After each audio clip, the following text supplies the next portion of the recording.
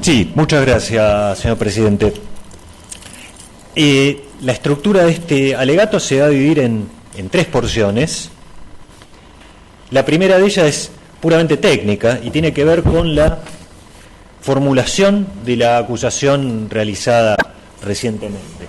En este sentido, debo plantear una parcial nulidad del acto acusatorio, y esto tiene que ver con la concreta imputación que se ha realizado, y más precisamente con la falta de una concreción de esa imputación.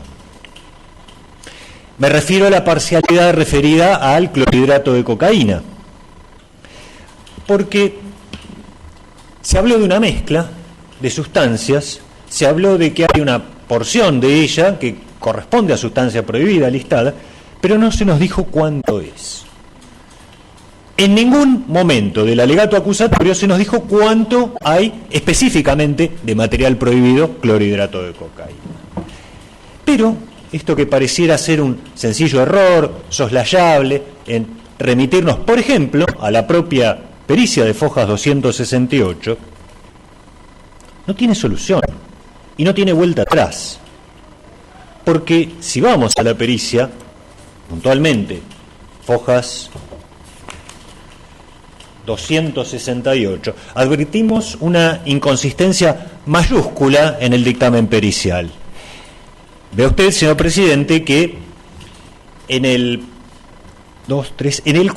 la cuarta columna de la tabla del punto 2.4.2, resulta que el principio activo es más que la mezcla, porque está expresado en miligramos. Y si nosotros vemos peso cocaína pura, 1330,0 miligramos, esto equivale a 1,3 kg. Pero si tomamos en cuenta la muestra, son tan solo 4,35 gramos. ¿Cómo es posible que una porción de la mezcla pese más que el total de la mezcla? Esta inconsistencia, precisamente, probablemente esta sea la causa por la cual la Fiscalía no pudo precisar cuánto hay de material prohibido en las mezclas. La pericia realizada a tal fin no pudo levantar esta inconsistencia. Pensemos que para ello la acusación tuvo toda la etapa de instrucción para solventar este error, toda la etapa del 354 y del plenario oral, y no lo ha hecho. De modo que no puede sostenerse la acusación, al menos en torno a la presunta tenencia, con sus fines, del clorhidrato de cocaína. Claro, se dirá cuál es el perjuicio. Hay un perjuicio concreto. Hay un perjuicio concreto contra la acción penal y el ejercicio de la acción penal, que no pudo ser sostenido válidamente en esta situación. Hay un perjuicio contra la calificación legal, porque si la cantidad de material prohibido ha de ser tenida en cuenta a los fines de estipular cuál ha de ser su finalidad, bueno, no se puede solventar en esta instancia. Y por último, en cuanto a las pautas de dosimetría. Paso ahora a la segunda porción del alegato, que tiene que ver con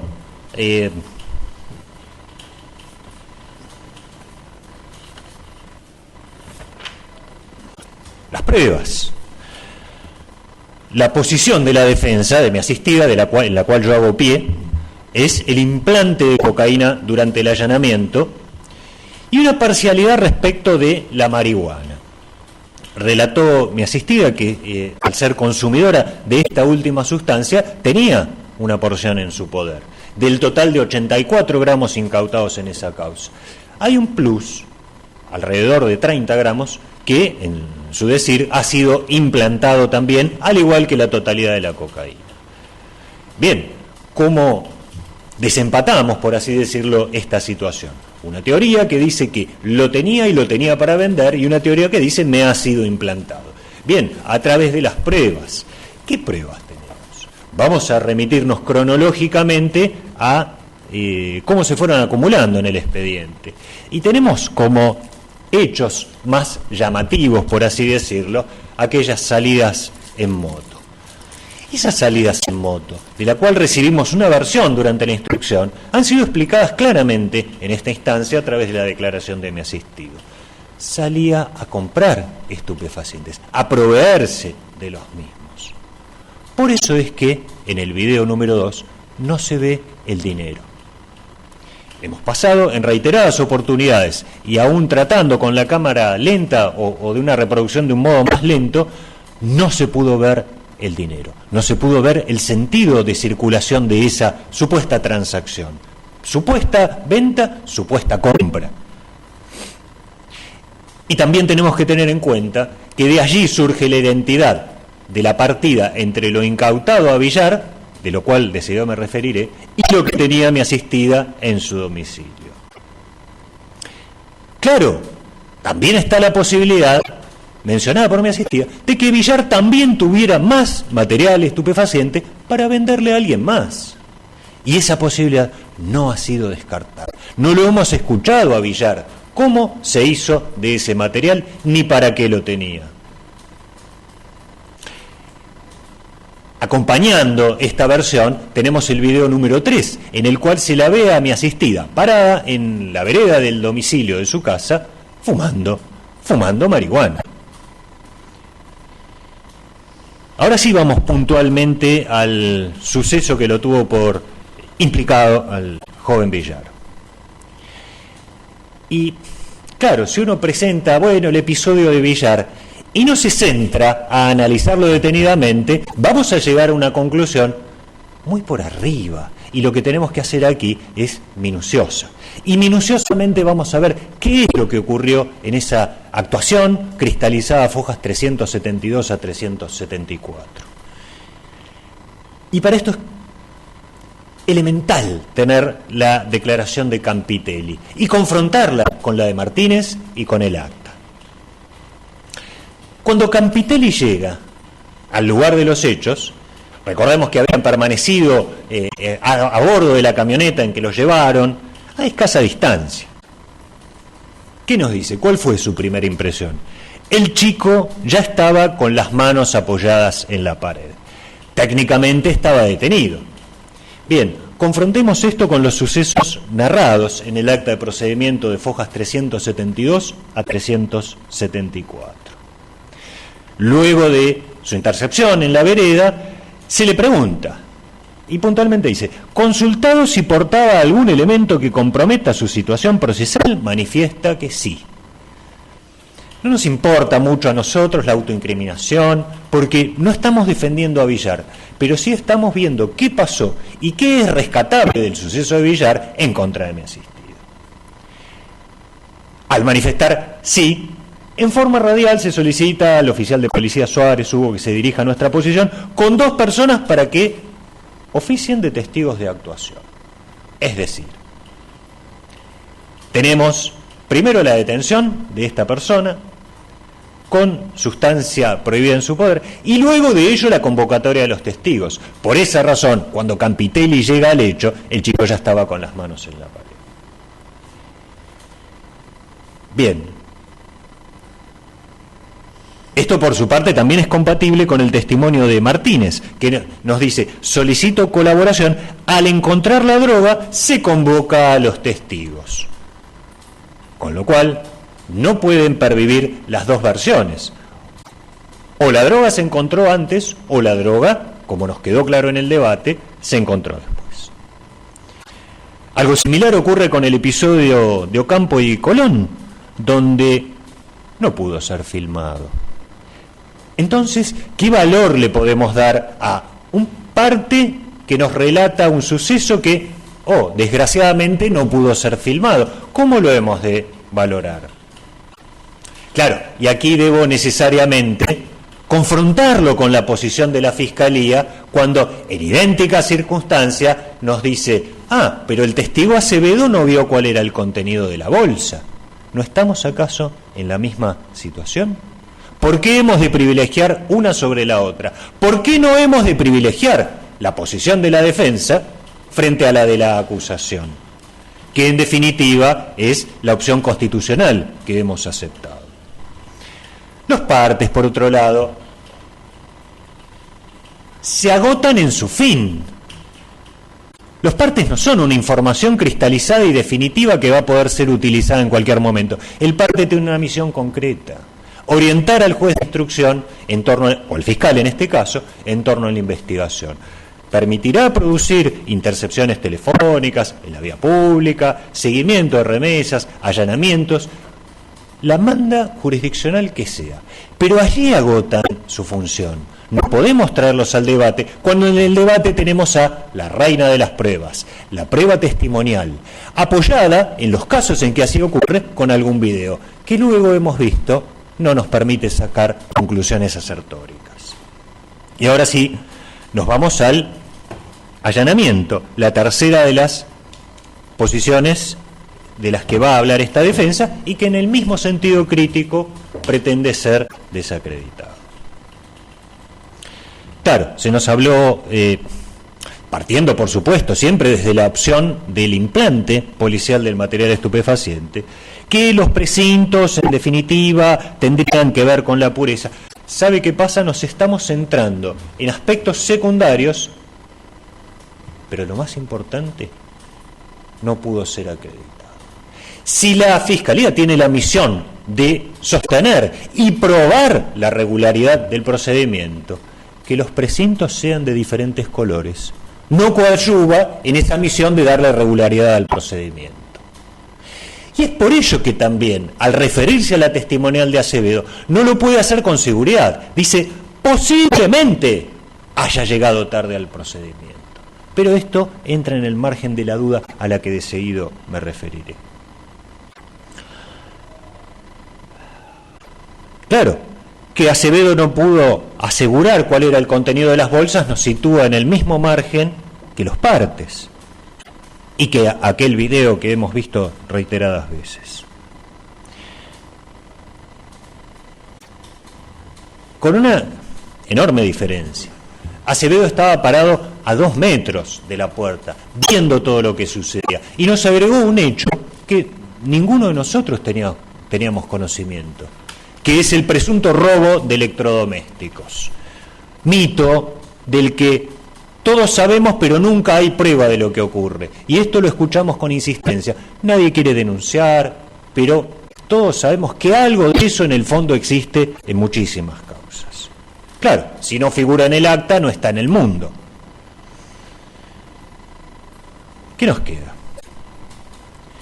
Un enorme, amplísimo margen de duda en cuanto a la legalidad y corrección de ese procedimiento. Centrado principalmente en el ingreso de personas desconocidas, enmascaradas, respecto de las cuales no tenemos ni siquiera identidad, no sabemos quiénes eran, no sabemos qué hicieron, pero fueron vistos retirando electrodomésticos e ingresando con una bolsa de nylon cuyo contenido tampoco pudimos saber, pero más importante, cuyo contenido lícito no pudo ser demostrado por la acusación. Por lo tanto, el margen de duda se añade a otra situación más que de seguro no ha escapado al análisis del señor presidente. ¿Pudo tratarse de mi asistida? ¿Pudo acaso tratarse de su hija?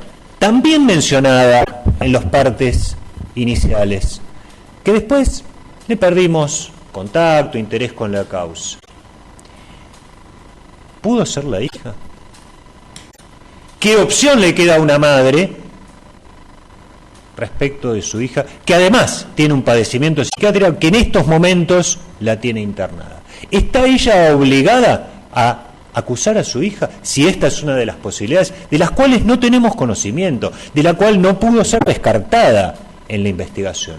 Podemos incluso descartar hoy, aquí, en situación de resolver, una participación secundaria de mi asistida respecto de su hija. ¿Está ella obligada a aclarar sobre esos aspectos? Señor presidente, el margen de duda es enorme, enorme. Y es en torno a ello que he de solicitar el petitorio que viene a continuación. Claro, me he referido a la nulidad parcial de la acusación en torno a clorhidrato de cocaína. Esto, por supuesto, con una quita de ese material en en la parte dispositiva de la resolución, una reducción necesaria en torno al caudal punitivo. La primera pretensión de esta defensa es que se considere que la marihuana, único elemento hallado, prácticamente en su totalidad, de manera indiscutida, discutida una pequeña porción, sea considerada para uso personal. La cantidad de ella hallada, sumada a la presencia de elementos usualmente destinados al consumo directo y personal de este material, me obligan a hacer esta presentación, en la cual, por otra parte, estoy convencido.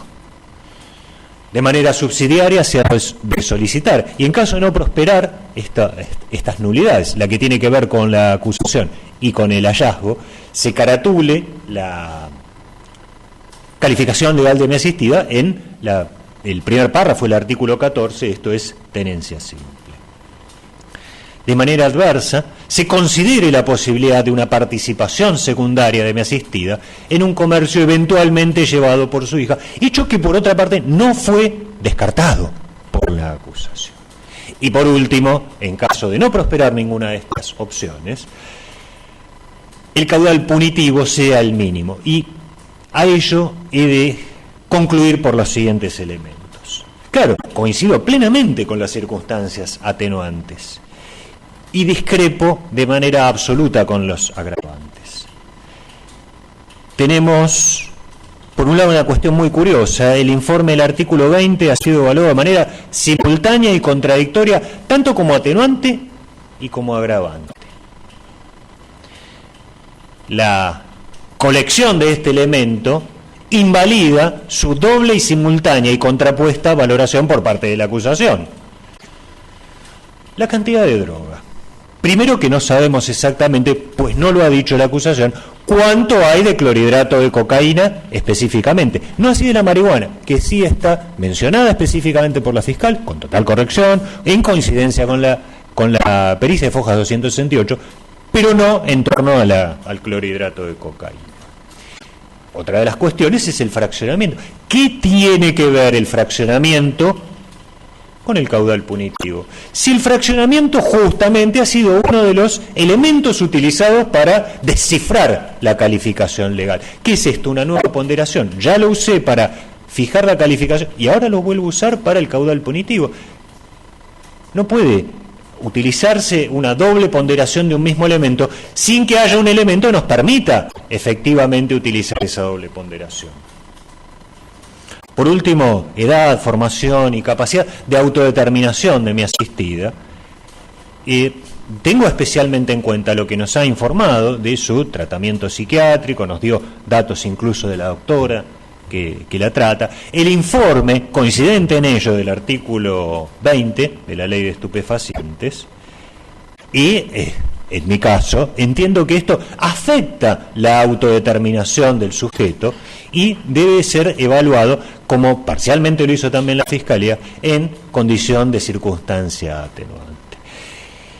De modo que, reitero, al no haber circunstancias agravantes, entiendo que de no prosperar ninguna de las otras pretensiones, se finque el caudal punitivo en el mínimo previsto. De cada uno de estos planteos se efectuó las reservas recursivas. Muchas gracias.